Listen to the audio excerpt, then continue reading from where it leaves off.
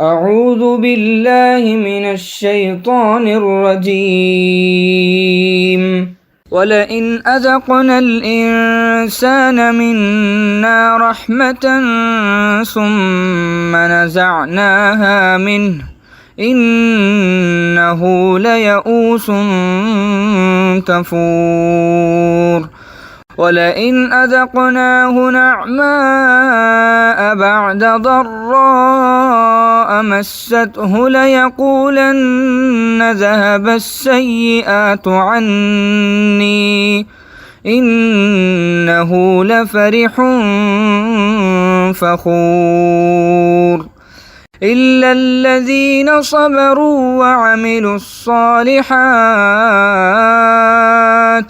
أولئك لهم مغفرة وأجر كبير.